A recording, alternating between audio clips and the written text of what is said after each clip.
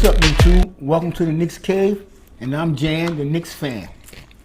The Knicks lose to the Cavs last night, 106-103. The Cavs were short-handed with most of their players out with injuries, and the Knicks still lost. This is the game we should have won. These are the games that we should win and we need to win. When we come up against Cleveland Cavaliers and teams like Magic, Orlando, we should beat these teams, especially the way we was playing in the beginning of the season. We was really gelling. We was making our threes. We was shooting the ball very well. Our shooting have fell off a little bit. I know it's due to our shooter, our real shooter, Alec Burke being out. I thought we had a shooter in Reggie Bullock, but he's too inconsistent. In other words, he's streaky. We need better shooting. But anyway, the Knicks started Elfrid Payton last night. And I don't know, like I said, Tibbs is a super coach, but I think he needs to rethink his starting roster, because they really do need to start Immanuel quickly. Quickley started, how can I say it? Like I said, in his last game, he's starting to get the flow. You know what I'm saying? In his first game back from his injury, he looked like a rookie. But like I said to y'all before, he just needed to get the feel and get his legs back on him. Tonight, Quickley played what? Excuse me. He played 28 minutes. He scored 23 points, 5 rebounds, 4 assists, and he went 2 for 2 downtown. And the most important thing, turnovers. He had no turnovers. Elfrid Payton, on the other hand, he played 20 minutes with 9 points, 3 rebounds, no assists, and 3 turnovers. And that's our starting point guard. And we need more from our starting point guard. So this is what I mean about Tibbs need to rethink his starting rotation, because Payton is not getting it for us. He give us a shot every now and then when we need it, but he's not a point guard, and we should move him over to shooting guard, but he's too streaky and inconsistent for that. So I really think we should just put him on the bench and let Quickley start, because Quickley is looking like our future. I don't know what we're going to do in the draft coming up. Like I said, once the season is over, I will be putting out draft videos. I will be evaluating players, especially players. I'm not the type of person that go in for the well-known, everybody want player. I like to check out other players that no one thinks about, because them usually be the players that turn out to be the stars, like Jimmy Butler, Kawhi Leonard. So I really like to look at the lower tier players, the people that don't give a chance. So when my draft video come out, I'll probably be, featuring players that none of y'all probably heard of. But anyway, getting back to the Knicks. Julius Randle had another spectacular game. Like I said before, he is our lone superstar. He is our best player so far. And the way he's going, come trade deadline, the Knicks going to have a real dilemma on his hand. Are we going to keep him, or are we going to trade him? If we trade him, we might get, some good assets out of it, so a couple of good draft picks, and build the future. If not, the only way I don't see us trading him, if everybody start playing good and the Knicks start clicking and they make a push and it look like we're going to go to the playoffs, then the Knicks, they will keep him, because we're going to the playoffs. But I do see the Knicks trading him. If they keep playing the way they playing and he keep playing the way he's playing, there's going to be teams out here that are going to want his service. And just like last year we did with the Clippers, we got, I think, the number 23rd or 25th pick from the Clippers, from the trade we did with what's this guy named Morris. So I'm looking at that, Randle, he just might be good trade bait. But like I said, he's our best player. He scored 28 points, only played 33 minutes. He had 6 rebounds, 6 assists. He also went 2 for 4 from downtown, and that's not bad. That's 50% shooting.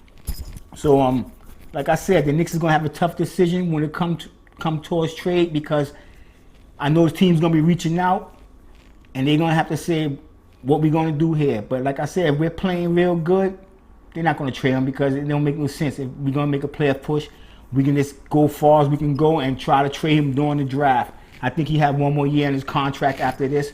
So That would be a better, a better option. If we can make the playoffs, just waiting down till the draft come and then trade him, because it'll be an expiring contract. And not only is it expiring contract, he did show the rest of the NBA that he is a good player, an elite talent. And right now, he's ranked number 10, you know what I'm saying, on scoring and just about everything. MVP, they got him in the MVP talk. They even talk about him being an all-star. So Julius Randle's doing his thing, and I'm happy, you know what I'm saying? Because last year, I wanted to just come to the Garden myself and punch that dude in his face. But he's doing his thing, and let's go Knicks. So he did have some help last night, though. I'm not going to lie to you. And guess who it was from? R.J. Barrett. R.J. Barrett, he been playing real streaky last game. Like, his scoring been off. Well, his scoring haven't been off, it's his shooting being off. Like, he would get 15, 16, 17 points, but his shot selection was really bad, and he was taking a lot of shots and missing. But last night, he had a really good game. He scored 20 points in 33 minutes, 4 rebounds, 6 assists. He also went 2 from 4 from downtown, which means shot 50%. The biggest thing about last night that I was upset with him was his dribbling and the handling of the ball. He was getting robbed. Like, he looked like one of them kids like back in the days when I was young. Dudes just go down to Pickens Avenue, buy a pair of British Walkers, come out, dude on the corner away from him, got robbed. He was getting robbed, especially on the play. The Knicks was making a push. He came down the court, and he did a move. It's the way he dribbled the ball. He holds the ball too far away from his body.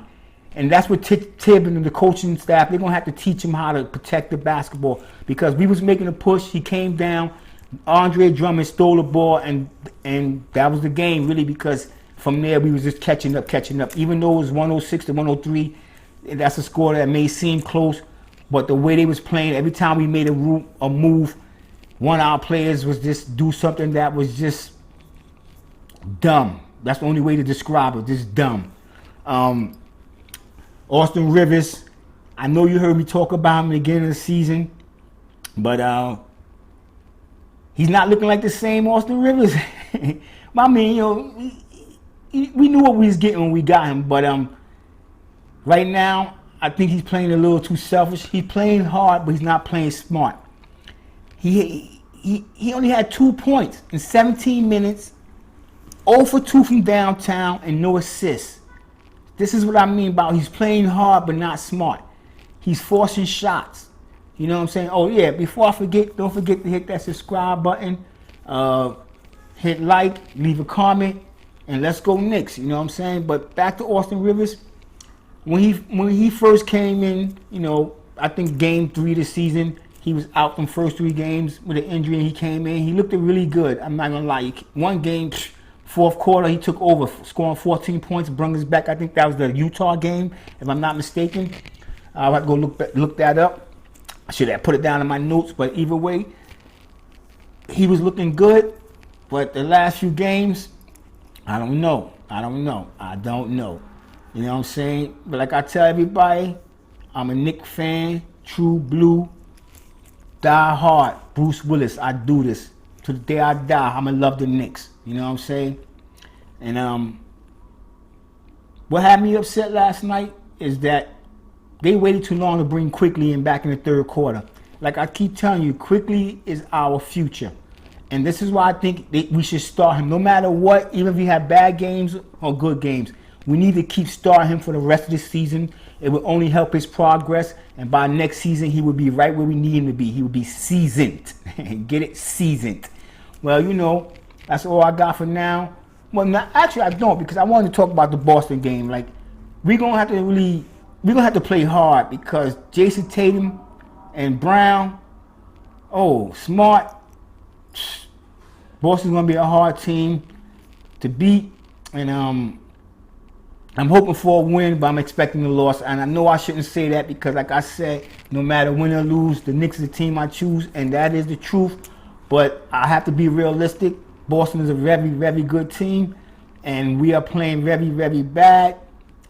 But we didn't play bad last night. We're just not playing the way we was playing in the beginning.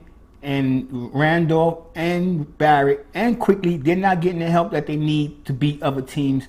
And that's what we need. We need help. So I'm hoping Alec Burke come back soon. And even my boy Frank Ntilikina. because Frank is a very good defensive player, and as you've seen in the last couple of games before he got hurt, he's a good shooter. He just needs to take more shots and not be so nervous. That's why I think well, last year and the year before, the players that we had, I think they put too much pressure on Frank, and that's why I think, you know, him coming from France.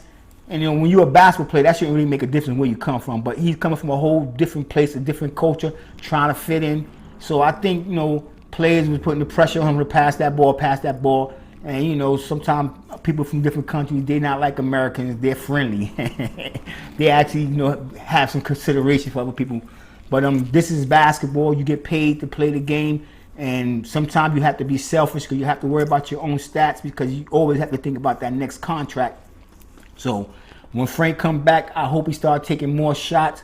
You know what I'm saying? I hope we move him to a shooting guard or small forward, because I think he will really work out better in that position where he don't have to worry about getting Randall or RG the ball, where he can just come down, play his game. If he got a pass, he got the pass because he's put in a position where the defense on him, not because when he come up because he's a point guard and he's got to look to pass first. That shouldn't be. We shouldn't put him in that position, because I think that put too much pressure on Frank. I think Frank would be a good player if he just have to come up, worry about his shot, and play defense.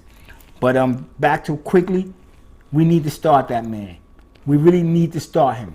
You know what I'm saying? Obi Toppin, he played 10 minutes last night. He had 1 point, actually, 2 points. He got that from the free throw line. He just needs to slow down. I think he's just being a little too anxious. You know what I'm saying? He's rushing his shots, and I think he's trying to fit in. But I just think he just needs to slow down some, let the game come to him. You know, even though he's 22 years old, we expected more from him mentally, because physically we know the tools that he have. But, you know, he just needs to slow it down.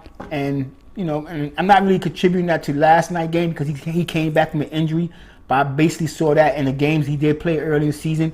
He's moving without thinking. You know what I'm saying? If he had, like, people say you got it. You can't chew gum and talk at the same time. But that's what he got to do. He got to learn how to chew gum and talk at the same time. And then he'll be all right. But until Sunday, our next game, I'm going to say stay safe, stay healthy, and God bless.